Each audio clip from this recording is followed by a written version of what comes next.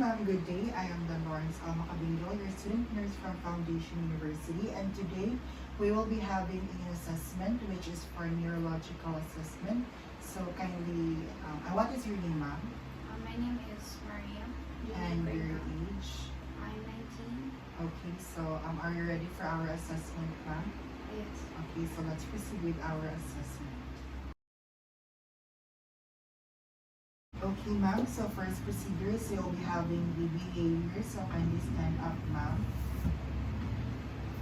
So now I'm going to inspect for your posture and facial expression. So while doing the inspection for your posture and facial expression, my patient is well pleasant and well facial expression. So next procedure, we'll be having the level of consciousness. So muas ra ko ma'am, kung saan ang oras karon ma'am? 9:15. Okay, so kabalo ba ka ma'am if gaon sa ta karon ma'am? Assessment. Okay. While inspecting the level of consciousness, ma'am, so my patient is awake, alert, and oriented. Now, ma'am, I'm going to inspect for your mental status and cognitive function. So, gaon sa ka recently, ma'am? Okay. Gagama o mais ko niya. Normal findings is remote memories intact. Okay, so next procedure, ma'am, I'm going to proceed with the mathematical and calculative ability. So, 10 plus 10, ma'am? 20. Okay, so mathematical and calculative ability of my patient is intact and appropriate. So next would be the general knowledge and vocabulary. So, muas ra ko ma'am, if gaon sa ka last month, ma'am? Sa May, kay June man ka karon. Celebrating Mother's Day. Okay, so my patient is generally knowledge and vocabulary is intact. So let's proceed now with the thought process. So, kabalo ka og unsa na ang apple, ma'am? Fruits. Okay, so thought process is intact. So let's proceed now with the abstract thinking. So can you interpret a culturally proverb? Basta may tiyaga, may nilaga. Okay, so my patient is able to generalize from specific example and apply statement to human behavior. So let's proceed now with the judgment. So, pag gani siya ng situational na siya, ma'am. So, what if nakanakitaan na gulang or wakalisod? So, unsay mo ang kailangan trabahoon or kailangan buhaton, ma'am? Kung nagkalisod siya, action ko lang. Okay, so judgment, appropriate, and intact. Okay, ma'am. So let's proceed now with the communication. So the first is the spontaneous speech. So muhatag ako picture or item, ma'am, then i-guess mo kung sa siya. So unsa ni siya, ma'am? Figure ni Elsa sa Frozen. Okay, so next would be the motor speech. So mo repeat after me ra ka, ma'am. So do, re, mi, fa, sol, la, ti, do. Do, re, mi, fa, sol, la, ti, do. Okay, so next would be the automatic speech. So mga tanan ako niyo, ma'am, if gaon sa ka last month, dayon unsay yung gihimo last month? So, last month, nag-celebrate niya sa Mother's Day. So sa Mother's Day, nag-buy ko cake. So, let's proceed now with the sound recognition. So, I will let you close your eyes, ma'am, dayon mo guess ka og unsay ni siya nga sounds, okay? So, close your eyes, ma'am. Unsa to siya, ma'am? Clapping. Okay, so let's proceed now with the, okay, ma'am, open your eyes na. So, let's proceed with the auditory verbal comprehension. So, repeat after me, nagyapon mo siya, ma'am. So, the boat is sinking. The boat is sinking. Group yourselves into two.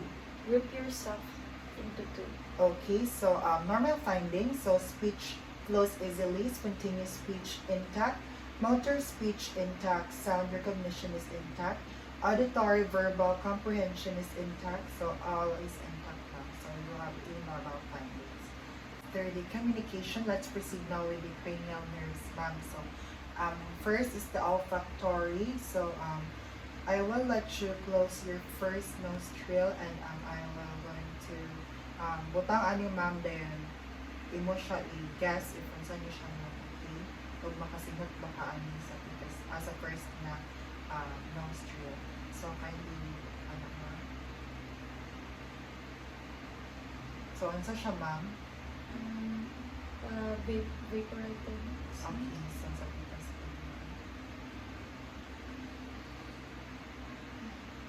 Okay, so client was able to identify substance. So let's proceed now with the optic, oculomotor, trochlear, and abducens.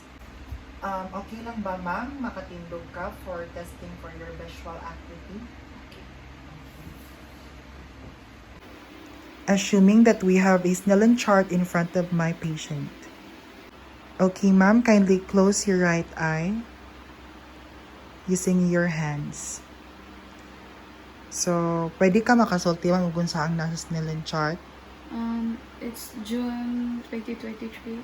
Okay, so sa pikas na pod ma'am. Ano sa'yo makita ma'am? It's June 2023. Okay. So the visual acuity of my patient is 20/20 and in intact.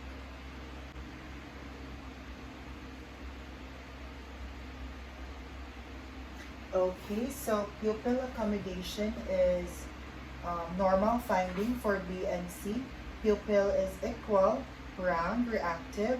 To light and accommodation, EBM is intact. So next procedure, ma'am, would be the octocephalic reflex. So akong gunitan imong head, ma'am, dayon ka na. Ako yung itanawon if kung sa imong eye movement. Okay ba, ma'am? Okay. Okay, so let's proceed. So rotate the patient's head from side to side. Okay, so normal finding is eyes are deviate to side opposite from away head is turned. So let's proceed now with the trigeminal. So first would be the motor function. Okay, mama, if mo hiccup ko sa imong jaw. Okay, so first is I'm going to move the client's jaw, palpate it, and kuan ma'am, dayon, ano. Okay, so next would be clench your jaw, ma'am. Going to palpate it. Okay, so normal findings would be full range of motion, which is the ROM in jaw, and 15 strength. So let's proceed now with the sensory function. Assuming that this is a cotton wisp, so ako ni siya kuan ma'am, tuslok sa imong jaw, cheeks, and forehead. Then mangutan ako ma'am if nawa kayo ma-feel na sensation or unsa. Okay ra ma'am? Okay. Okay, let's proceed with the procedure.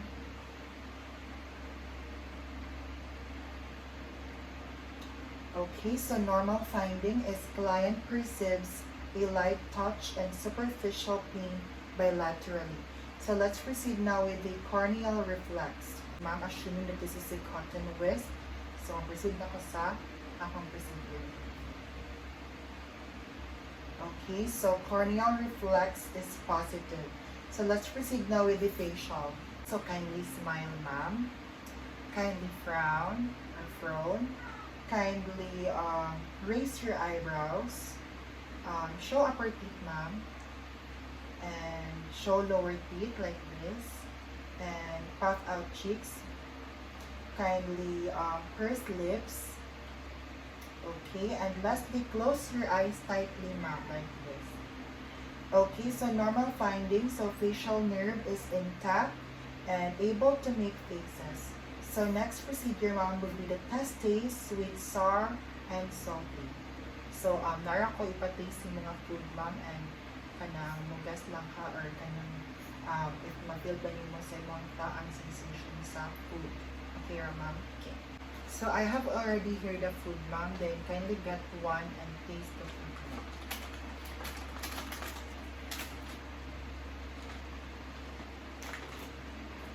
Okay, so nakapir na kag sensation sa tongue, Okay, so normal finding is a test sensation on tip of the tongue, sides of back half of tongue, and anterior sides of the tongue, where the tip of the tongue is intact.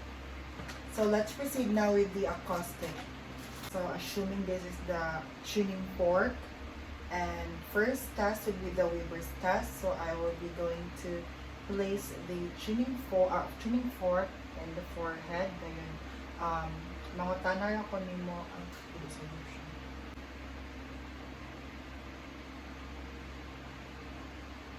So which ear hears louder, ma'am? Both. Okay. So let's proceed now with the rhyme test.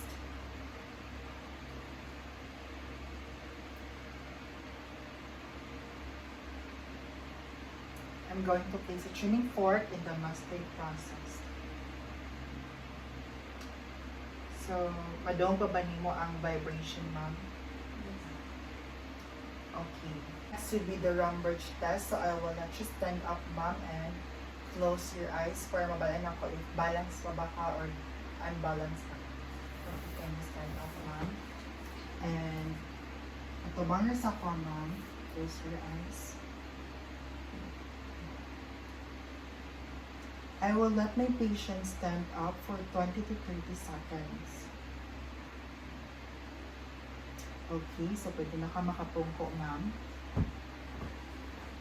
So let's proceed now with the glossopharyngeal and vagus.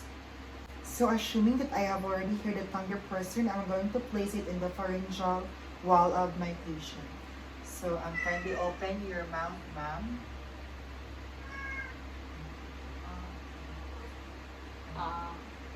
Okay. So normal findings is swallow and cough reflex is intact. Speech clear, positive gag reflex, taste on posterior tongue is intact. So let's proceed now in the accessory. So now I'm going to proceed with the accessory. I will let my patient shrug and head is into side to side. So okay, ma'am. So pwede mo siya buhaton. So pwede ka maka-shrug, ma'am. Dayon, let your head side to side. Okay, so normal finding, okay naman. So normal finding is movement symmetrical with patient moving against resistant without pain and full ROM of neck with 5 to 5 strength. So let's proceed now with the hypoglossal. Kindly say D-I-N-T. D-I-N-T. And kindly move your tongue, ma'am, from side to side. Okay, so normal findings is that temperature tongue medially, no atrophy, tumors, or lesions. So let's proceed now with the sensory assessment, which is the first is the light touch sensation. I'm going to use a cotton whisk, assuming that this is a cotton whisk. So I'm going to touch the cotton whisk in the client's skin. So, kabulitan lang ha. Na-feel na ba niyo, ma'am? Okay, so normal findings is the client was identified as stimulated by light touch. So next would be the PIMA. I will be using the pick and ako siyang i-try on touch yung skin if maka-feel ba ka sa sakit, ma'am. Okay, so ako kamot. Sakit ba, ma'am? Okay, so normal findings. So, my patient identifies area stimulated in type of stimulation. So now, ma'am, I'm going to test for your temperature. So, ako gamitan mong kamot, ma'am. Kaya test ko sa your temperature.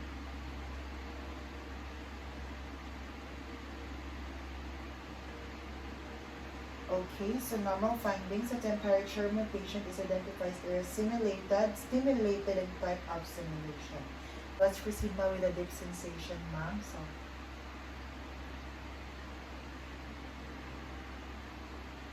next would be in the toe joint.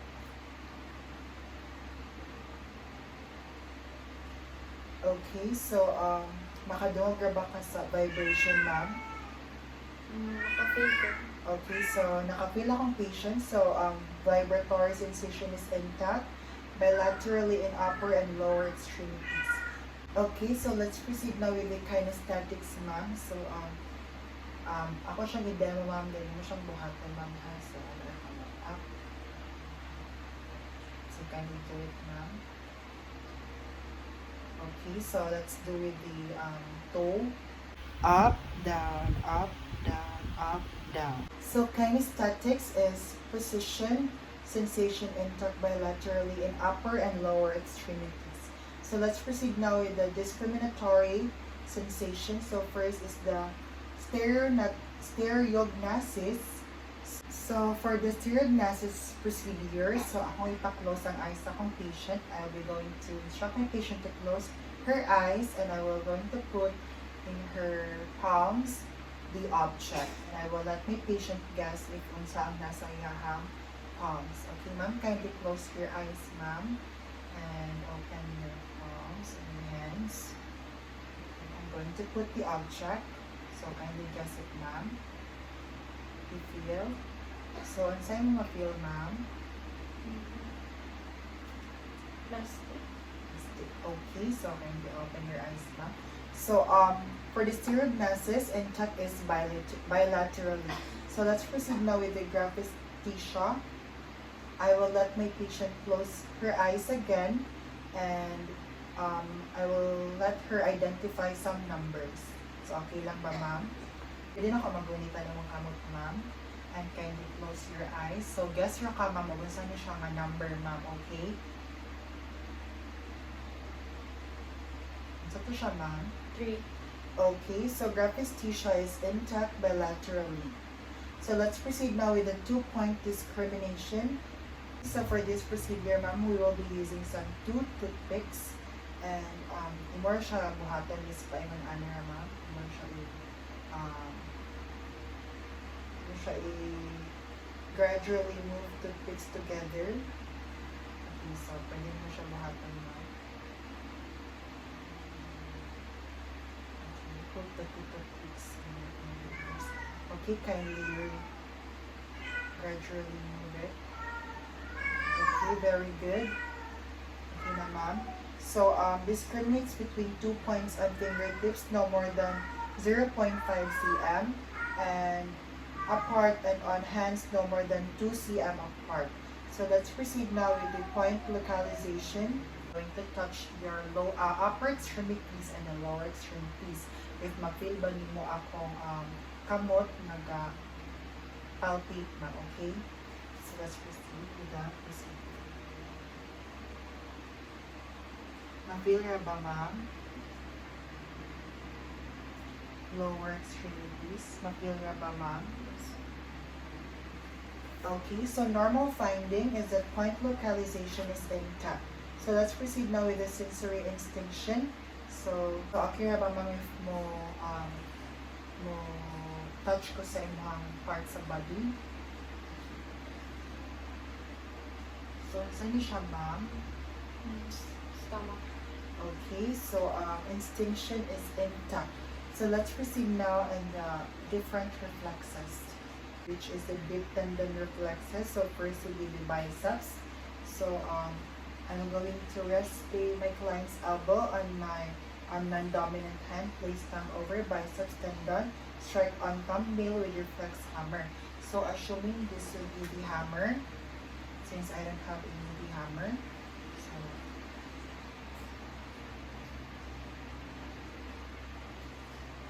Okay, so contraction of biceps with flexion of forearm. So let's proceed now on the triceps. So abduct client's arm and flex it at elbow, support arm with non-dominant hand again.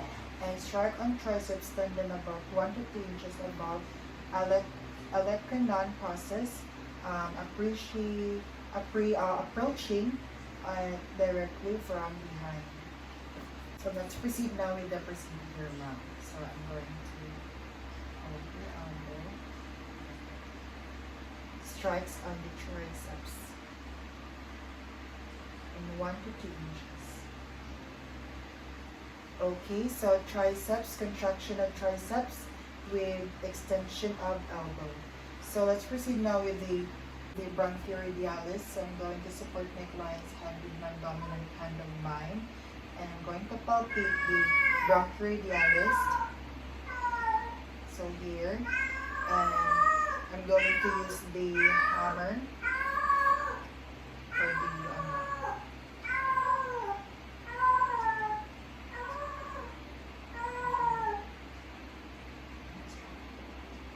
Okay, so normal finding would be the flexion of supinization of forearm, flexion of fingers like 2.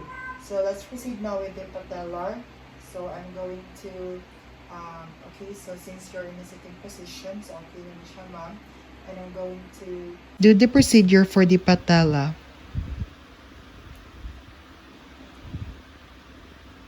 Normal finding of the patella is a contraction of quadriceps with extension of knee is 2. So let's proceed now with the Achilles or Achilles. So I'm going to position my client into the sitting position. So naman kasi sitting position, okay na siya ma'am. So I'm going to knee flex. So i-flexing ng knee ma'am. Holds client's foot. Slightly dorsiflexed. Strike Achilles with tendons. Kunukuan ma'am.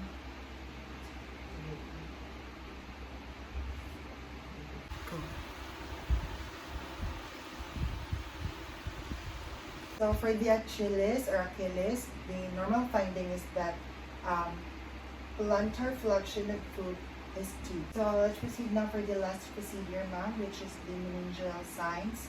So first would be the Kearney signs. So I'm going to let you in a supine position and with one leg flex, and I will let my client to try extend the leg and apply pressure to client's knee.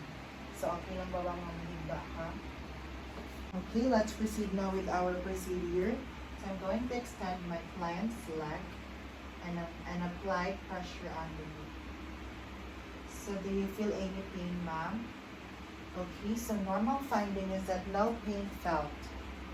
So for our last procedure is the Brozenki sign. So I'm going to let my patient again in supine position and try to flex her head to the chest. So, straight legs lang, ma'am. Then, try to like that, ma'am. Pag lang sa chest. Yeah. So, I'm going to observe for the hip flexion. So, normal finding is that no involuntary raising of knees and the hip flexion. So, thank you so much, ma'am. We're already done with our assessment. And thank you so much for your cooperation. Thank you.